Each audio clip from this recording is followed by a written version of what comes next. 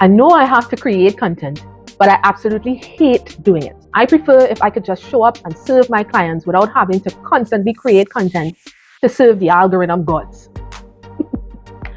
If that's the way you think, if that's the way you feel, then I empathize. I do, because I have been there. But I have to tell you the truth. If you continue to sit in those feelings, then you're never going to last in content marketing. If you have a YouTube channel, if you have an Instagram account, you're on LinkedIn, on Facebook, or you're doing email, wherever you are producing content, you are not going to last very long doing it if you have that mindset. And the thing is, if you believe, if you know that you are called or led to do what you're doing as a solo service provider, then the idea of not lasting in content marketing is a shame. Because if you're led to do what you're doing, then you need to be there. People need to see you. People need to experience you. So today, I want to talk to you about what I believe is one of the single most biggest shifts that you are going to have to make to stay in this content game. And along with that, I want to walk you through 4 practical ways in which you could work through this shift if you want content creation to become less drudge work and more of a productive and fulfilling experience. And I'm not going to be telling you something that I myself don't practice. It's actually how I create content without pulling my hair out. So that's what we're going to be talking about today. We live in a time where it's advantageous to create content. We create content to be seen. Some of us are creating content to get more followers, more subscribers. Some of us want to get more people onto our email list, into our webinars and masterclasses, to get more bookings. Yes, to get more sales. So yes, it is important to create content. But that means if you hate creating content, and that's a big problem, isn't it? Literally all the clients that I have that come to me in some way or another express to me that they hate creating content. And there was a time where I sort of just accepted that. I made peace with the fact that, you know what, the people that I work with just hate creating content. But somewhere along the line, I realized that it wasn't enough to just make peace with that.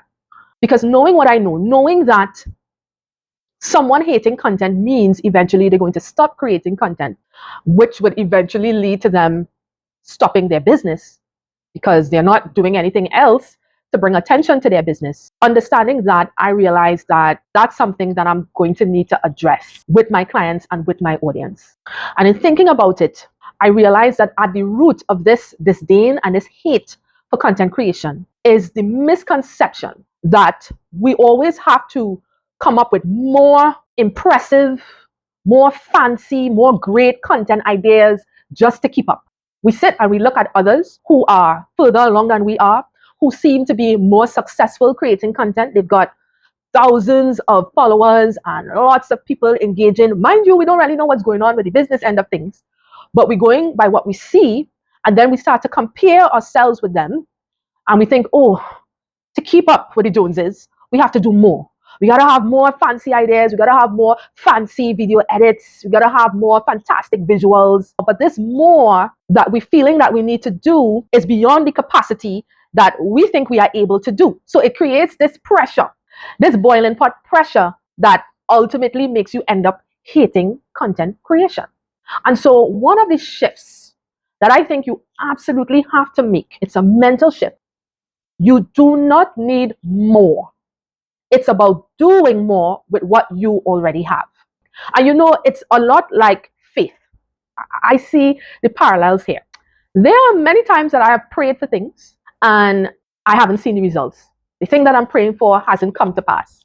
And I have thought to myself, well, maybe I just didn't have enough faith. I need more faith. Because when you look at other people's testimonies, other people's wins, right, in the Christian faith, you think to yourself that, wow, their faith must be big. I need to get more faith. I need to have more faith like them. And I'm sure that many of you have felt that way too. It can't be just me alone, right? That's a common experience. And yet, in the Bible, in Ephesians 2:8 to be exact, it says, it's by grace through faith we were saved. And that not of yourselves, it is a gift from God. Meaning the faith that we got at salvation was a gift from God. We got the supernatural faith of God. And that faith has not left us. Because in Galatians 5, it says that one of the fruits of the Spirit is faith. And since the Holy Spirit lives within us, it means that we have the spirit of faith. So then, if we pray and we don't get results, it's not that we didn't have faith or that we need more faith. It's more than likely that we're not using the supernatural faith that we already got. Wow. I just remember when I realized that it changes so many things. It changes your perspective.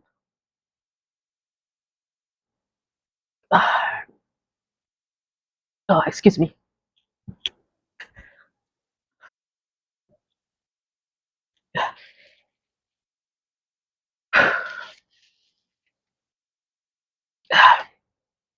I say this to say that in the same way that we have to become more skillful with using the faith that we already have, it's the same way that we have to become more skillful with using the knowledge and the content that we already have to get the results that we want, whatever that results may be. My learnings is what I want to pass on to you today. So we're answering the question basically, how do we do more with less? Right? How do we get more content with less content? Right? If that even makes sense to you. But that's the question that we're answering. All right. The first way that we can make the most of the content that we have is simply taking our long form content and splitting it up into shorter content pieces. Very simple. In many ways, it is so much better to start creating long form content first and then short form content after. And when I first started out producing content to market myself online, to market my business online, I actually started creating blog content. I was blogging at first. And then I started creating short form content on Instagram, on Facebook, and LinkedIn to a certain extent. And I realized that the short form content was getting me more reach, way more reach than blogging was. And at the time, that was really important for me. I had to start building up that awareness, and short form content was able to bring me that awareness that I needed far more quickly than blogging could. And so I stopped blogging. But that was a mistake, because long form content has its purpose. It has a place in your whole content ecosystem. It is so good for connecting with people on a deeper level. One piece of long form content can do a very good job at establishing your credibility and your authority in one sitting. Whereas it would take multiple, several, many pieces of short form content to accomplish the same thing. So anyway, I got to creating short form content, and I really love doing carousel content because I just felt way more comfortable doing written content than I was being on video. And then there came Reels on Instagram. And being in the Caribbean, of course, we only got Reels a year and a half later than the rest of the world. But when it came, I made it a point that I had to experiment with it. I had to get comfortable doing video. So I did. I started producing Reels, short form video content. And the more I did it, I got more comfortable with it. And over time, the reach that I got through Reels far surpassed what I was getting through carousel or infographics content. That was big for me.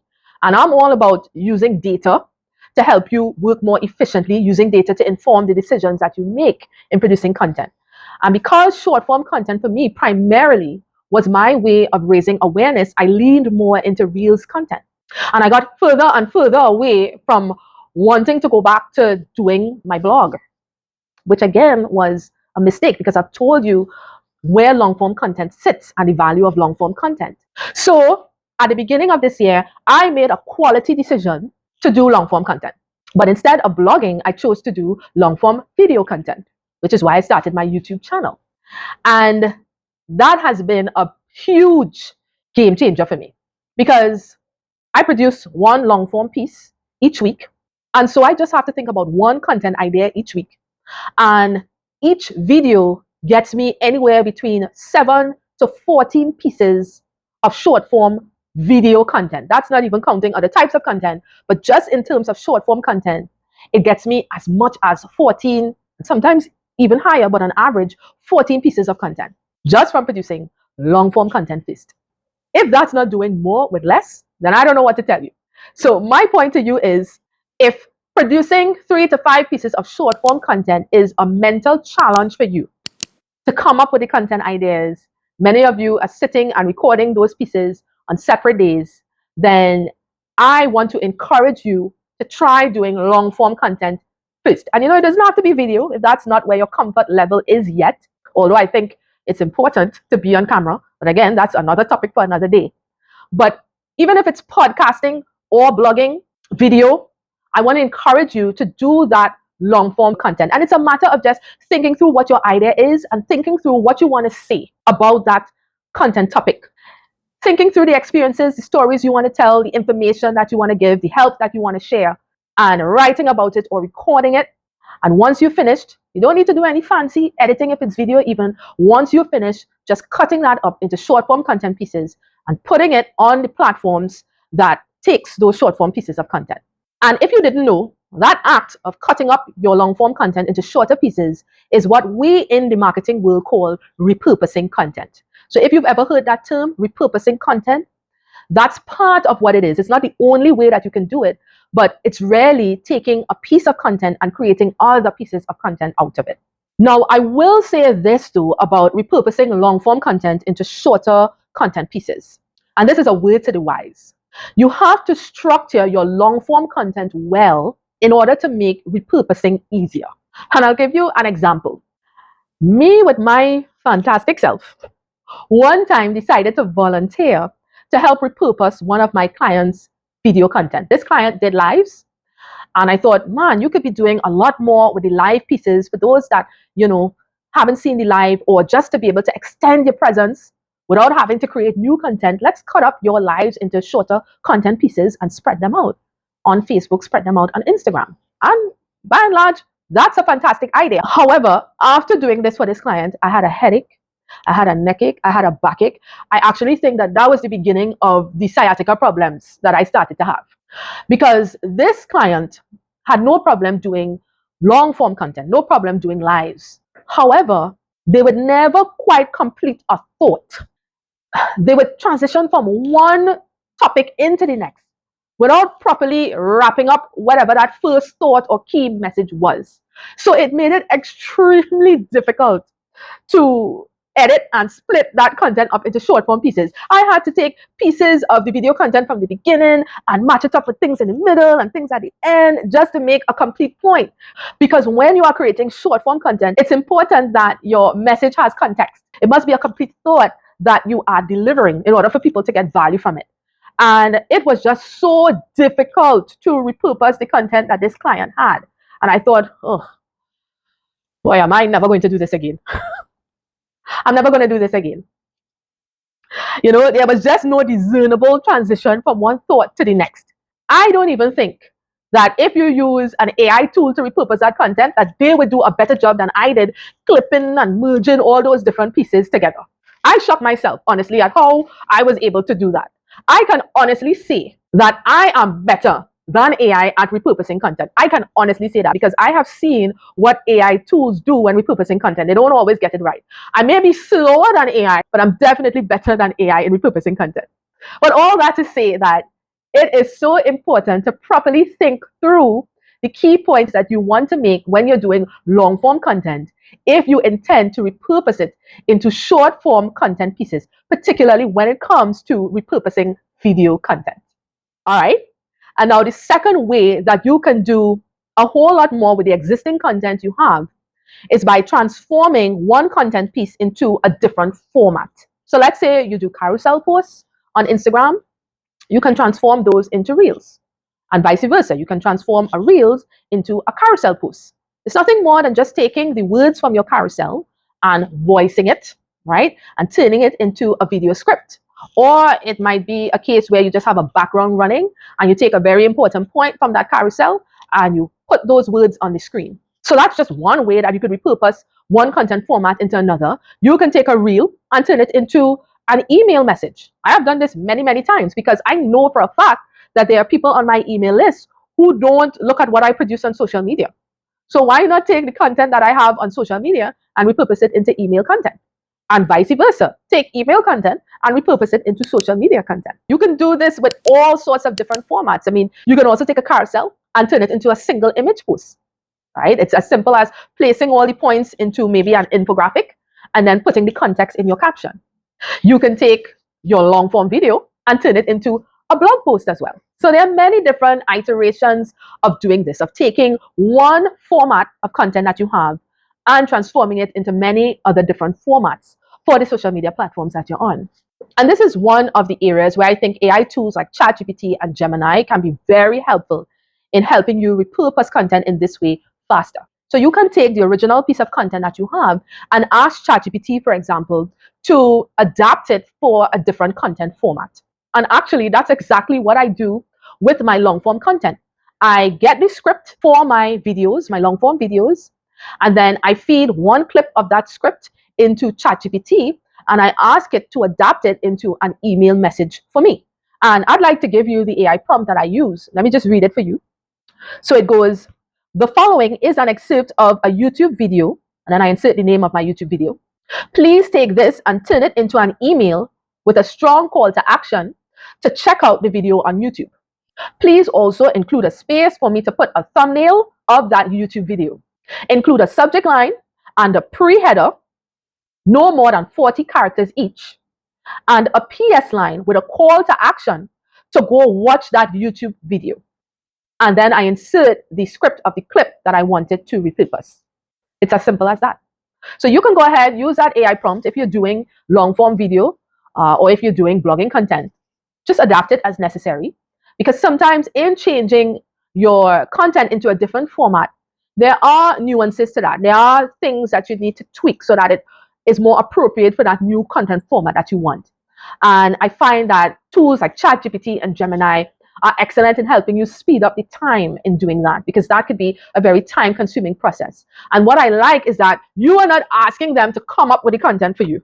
No, you are feeding it your original thought and just asking them to rephrase that to fit whatever content format that you want. And I really have to make a very important point here. I see several different marketers advising people to use ChatGPT to come up with their entire post. And I always think to myself, well, why do people feel so deficient within themselves that they have to depend on an AI tool to come up with the content from scratch for them?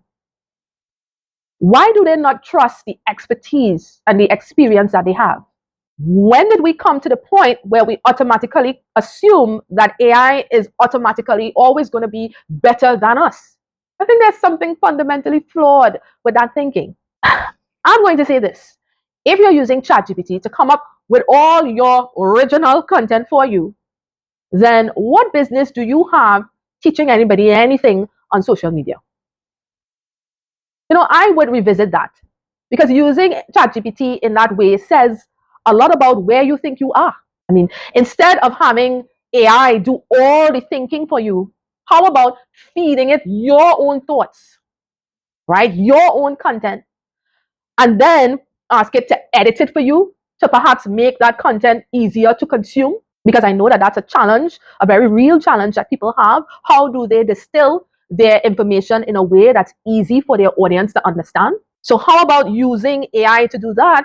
Or how about using AI to help you adapt the existing content that you have into pieces of content that would be more suited to another format? Let's use AI to help us simplify things, to do things faster, but not to have it do all the thinking for us. All right, enough said about that. Let's move on to the third way that you can do a whole lot more with the content that you have, and that is taking one single point and expanding on it. Now, let me explain what that means. There are times when you're creating a piece of content, whether that's written or video, and there are points that pop up, but you don't have the time to properly expound on that point in the particular content piece that you're doing, or going in depth into that particular point might not be expedient for the message that you're trying to give. Now, that's actually a perfect opportunity to take those points that you're not able to go into depth about and use that to create a separate piece of content, sometimes a series of related content pieces. Many of you are sitting on gems in your existing content and you simply just don't know it.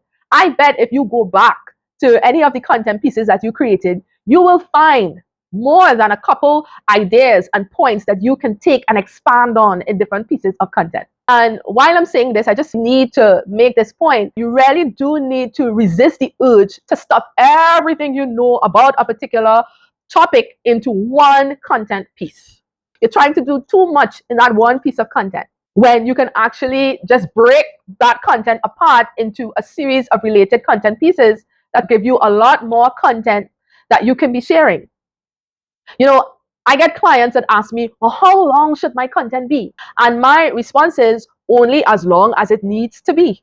I know sometimes that we want to impress people by what we know, or maybe sometimes we feel that we're not giving enough value, but we can actually end up doing more damage to ourselves because we lose our audience in all the unnecessary detail. I don't do this perfectly myself. You know, I make mistakes. I'm not perfect.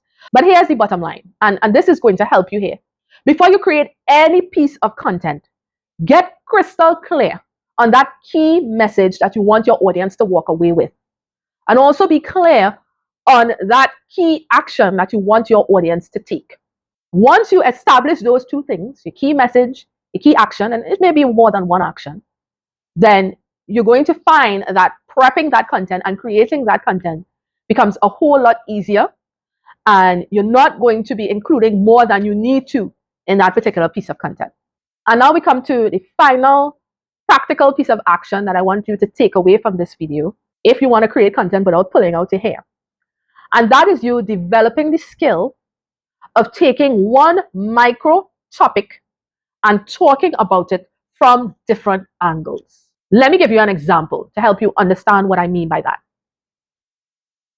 Let's say you were a finance coach, and one of the macro topics or content pillars, which is just a fancy way that we marketers have for saying broad content themes. Let's say for this finance coach that one of his or her content pillars were budgeting. Now, under the theme of budgeting, you can have several micro topics. You can have budgeting basics. You can have lifestyle and budgeting. You can have income and expense management. You can have budgeting tools. Now, what this finance coach could do is take any one of those micro topics that I just called and talk about it from different angles. For example, one simple angle that you can take is giving a how-to. So that might look like how to stick to a budget even if you hate tracking your expenses with these 3 tools in brackets. Or you could take a personal story angle, and that might look like I tried budgeting without any tools. Here's why it was a disaster. Or you can take what I call a bold opinion angle, and that might look like why fancy budgeting apps are overrated and what works instead in brackets. So you get what I'm saying? It's not about you chasing whole new content ideas. It's simply about you sitting with the topics that you have and becoming more skillful in talking about it.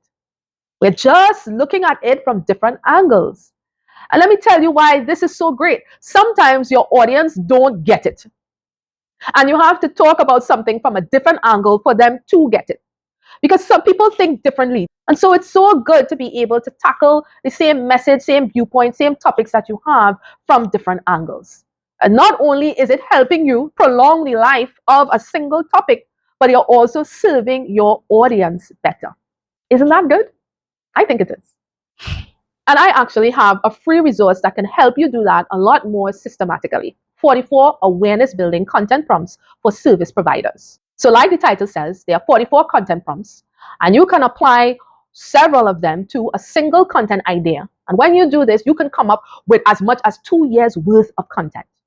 All you really need to bring to the table is a micro topic, a subject that you want to talk about. And in your business, naturally, there'll be several subject matters that you will be covering. Now, just think about those micro topics under your broad content themes and apply several of these prompts, really different angles and perspectives to each of your topics, and you'll come up with many different things that you can talk about with your audience. Now, these topics are particularly geared to you building awareness, and in so doing, building your audience. And all you need to do to get access to this free resource is to join my email list. So I've put the link below. All you need to do is click on it and you would get immediate access to this very useful resource. And of course, if you're watching this on a different channel like Instagram, you can just comment the word prompts and I will send you the link to access. All right, I hope this has been helpful, and remember to like and subscribe so you can see more of my content or help others see more of my content, and I will see you in the next one.